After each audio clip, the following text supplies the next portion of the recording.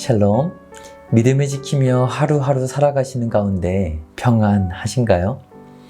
살다 보면 스스로의 연약함으로 넘어지거나 또 어떤 때에는 주변의 말들로 마음이 어려워지실 때가 많죠. 그러나 참 감사한 것은 그런 우리들에게 이렇게 서로 진리의 말씀을 나누고 함께 보듬을 수 있는 지체가 있다는 사실이에요. 우리는 능력이 없지만 오늘도 우리를 거룩한 성도로 살아가게 하실 말씀, 그 능력의 말씀은 데살로니가전서 2장 말씀이에요. 제2장. 형제들아, 우리가 너희 가운데 들어간 것이 헛되지 않은 줄을 너희가 친히 아나니, 너희가 아는 바와 같이 우리가 먼저 빌립보에서 고난과 능욕을 당하였으나 우리 하나님을 힘입어 많은 싸움 중에 하나님의 복음을 너희에게 전하였노라.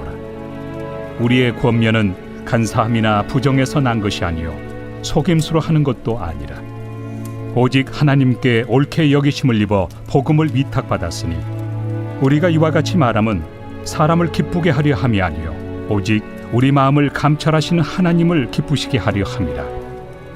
너희도 알거니와 우리가 아무 때에도 아첨하는 말이나 탐심의 탈을 쓰지 아니한 것을 하나님이 증언하시느니라.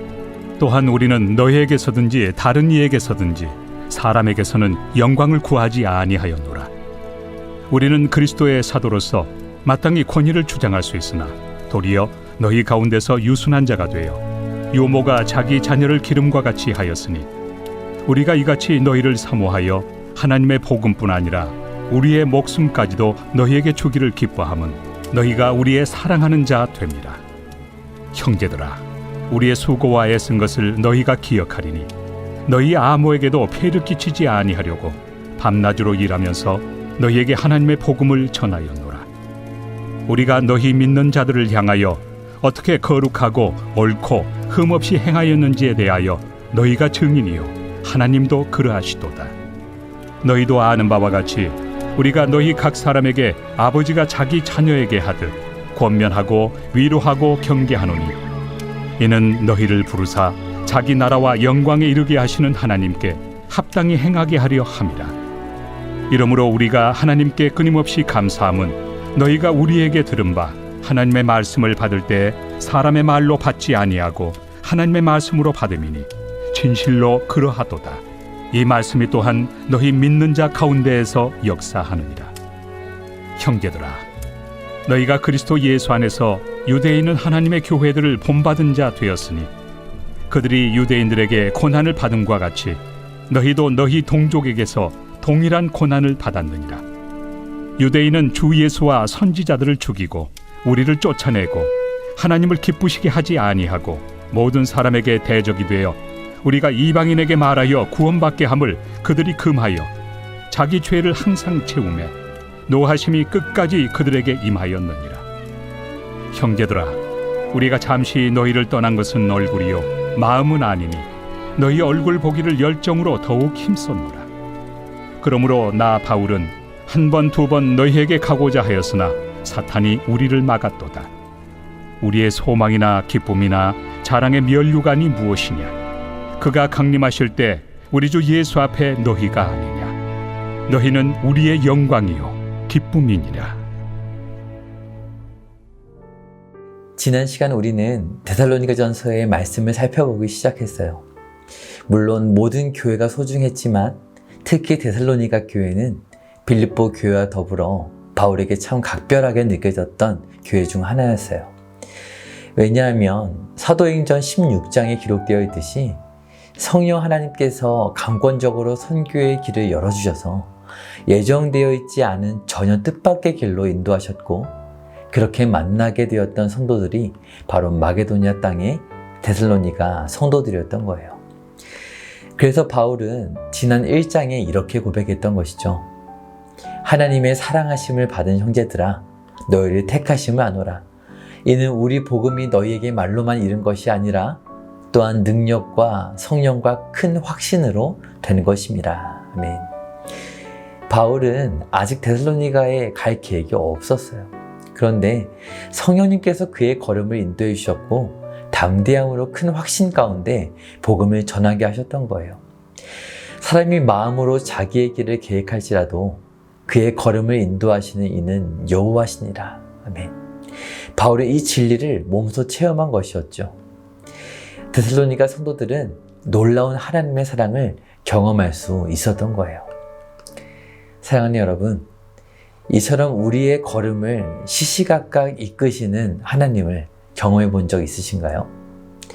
마음속의 뜻과 계획이 바뀌어지도록 우리를 설득하시고 마음을 뜨겁게 하여 주시는 성령 하나님의 생생한 도우심을 경험하는 것. 이것은 바울과 같은 사도만 경험할 수 있는 게 아니죠. 오늘날 우리들도 경험할 수 있어요. 그리고 그러한 성령님의 인도하심을 받는 삶에 대하여 사도 바울은 오늘 말씀을 통해 고백하고 있어요. 다시 1장 5절 하반절에 보시면 이렇게 고백하죠. 우리가 너희 가운데서 너희를 위하여 어떤 사람이 된 것은 너희가 아는 바와 같으니라. 아멘. 성령님의 이끄심을 받는 사람은요, 주변의 사람들이 보기에 이 사람은 다르구나 하는 분명한 증거를 보여주게 된다는 거예요. 그렇다면 성령님의 시시각각 생생한 역사를 경험했던 바울은 어떤 사람으로 보였을까요? 오늘 말씀 1절과 2절을 보시겠어요? 형제들아, 우리가 너희 가운데 들어간 것이 헛되지 않은 줄을 너희가 친히 아나니 너희가 아는 바와 같이 우리가 먼저 빌립보에서 고난과 능욕을 당하였으나 우리 하나님을 힘입어 많은 싸움 중에 하나님의 복음을 너희에게 전하였노라. 아멘. 먼저 바울은 성령님의 이끄심을 따라 살아갔더니 예견된 고난 가운데에도 포기하지 않는 담대한 사람이 되어 있었어요. 바울은 마게도냐 지방에 처음 도착했을 때에 첫 번째 도시였던 빌립보에서 이미 심한 고난과 능욕을 받았어요. 그렇다면 이제 이 마게도냐 지방의 중심 도시였던 데살로니가로 들어가면 얼마나 그 고난이 심해질까 불보듯 뻔한 상황이었죠. 하지만 바울은 끝내 담대하게 하나님의 복음을 전할 수 있었다는 거예요. 그 비결이 무엇인지 바울은 이렇게 표현하고 있죠. 2절을 보니 고난과 능욕을 당하였으나 우리 하나님을 힘입어 라는 거예요. 여러분, 성령님이 인도하심을 받는다는 것은요, 어떤 힘을 부여받아 신비한 기적을 일으키는 그런 것이 아니에요. 성령님의 인도하심을 받는다는 것은 나에게로 향해 있는 모든 관심을 돌이켜 매 순간 나의 하나님을 바라보고 의지하는 것으로부터 시작되는 거예요. 그래서 바울은 고난을 당하였으나 이겨낼 수 있었고 담대할 수 있었던 거예요. 그렇다면 바울은 그렇게 힘주시고 이끄시는 하나님을 경험하였을 때 구체적으로 어떤 경험을 했던 것이올까요? 우리는 그것을 바울의 성도들을 향한 고백 속에 발견할 수 있는데요. 3절과 4절을 보세요. 우리의 권면은 오직 하나님께 옳게 여기심을 입어 복음을 위탁받았으니. 아멘. 바울은 오직 하나님께 옳게 여기심을 받아 복음을 위탁받았어요. 즉 복음을 전파하는 자로서 하나님께 부름받았다 고백하는 것이죠. 물론 사도로서 특별한 부름을 받았기에 복음을 맡을 특별한 자격이 있다고 생각할 수 있어요. 하지만 바울은 지금 그런 말하는 것이 아니에요. 계속해서 4절 말씀을 보세요. 우리가 이와 같이 말함은 사람을 기쁘게 하려 함이 아니요 오직 우리 마음을 감찰하시는 하나님을 기쁘시게 하려 함이라. 아멘. 우리 마음을 감찰하시는 하나님이 계시다는 거예요. 여기서 감찰한다는 말은 진가를 확인하여 입증하다라는 의미를 가지고 있는데 4절 앞부분에서 옳게 여기신다고 했던 말도 같은 원어로 사용된 표현이에요. 그런데 그 시제가 달라요. 앞에서 옳게 여기신 것은 이미 완료되어서 검증을 받았다라는 의미고 뒤에 감찰하신다는 표현은 그 검증을 한 번으로 그치지 않고 계속해서 살피고 또 살핀다라는 의미를 가지고 있어요. 무엇을 살피고 무엇을 검증하는 것일까요? 사도 바울의 성경적인 지식일까요? 아니요. 하나님이 살피고 검증하시는 것은 4절의 고백처럼 오직 우리 마음을 감찰하신다는 거예요. 우리 마음에 무엇이 있기 때문일까요? 네, 바로 예수 그리스도를 향한 믿음, 사랑이죠. 다른 어떤 능력이나 성과가 아니라 무엇이라고요? 네, 오직 예수 그리스도를 향한 사랑, 그분을 의지하는 믿음, 그것을 확인하고 또 확인하길 원하신다는 거예요. 하나님은 우리 마음 가운데 왜 이처럼 계속하여 확인하고 또 확인하고 싶어 하실까요? 이것은 바로 부모의 마음인 것이죠. 그래서 바울은 이렇게 고백하고 있어요. 7절을 보세요. 우리는 그리스도의 사도로서 마땅히 권위를 주장할 수 있으나 도리어 너희 가운데서 유순한 자가 되어 유모가 자기 자녀를 기름과 같이 하였으니. 아멘. 바울은 자신이 권위를 주장하지 않고 도리어 자녀에게 젖을 먹이는 어머니처럼 유순하게 되었다라고 고백하고 있어요. 이것은 너무나 당연한 것이죠. 왜냐하면 바울이 경험한 하나님은 권위로 복종하게 하시는 하나님이 아니라 사랑으로 품어주시는 그런 하나님이셨기 때문이에요. 그래서 바울은 8절에 보니까 우리가 이같이 너희를 사모하여 하나님의 복음뿐 아니라 우리의 목숨까지도 너에게 주기를 기뻐함은 너희가 우리의 사랑하는 자 됨이라 고백하고 있는 거예요. 그런데 하나님의 사랑은 이처럼 품어주는 것만이 아니죠. 11절도 보세요. 너희도 아는 바와 같이 우리가 너희 각 사람에게 아버지가 자기 자녀에게 하듯 권면하고 위로하고 경계하노니. 아멘. 바울이 경험한 하나님은 사랑으로 품어주실 뿐 아니라 권면하고 경계하며 바른 길로 이끌어주시는 하나님이셨어요. 그렇기에 바울은 자신이 경험한 대로 데살로니가 성도들에게도 그런 사랑을 주고 있는 것이죠. 그래서 12절의 말씀처럼 하나님께 합당하게 행할 수 있도록 이끌어줄 뿐 아니라 10절을 보니 자기 자신도 거룩하고 옳고 흠없이 행하기 위해 애썼다라고 고백하고 있어요. 아름답지 않으신가요?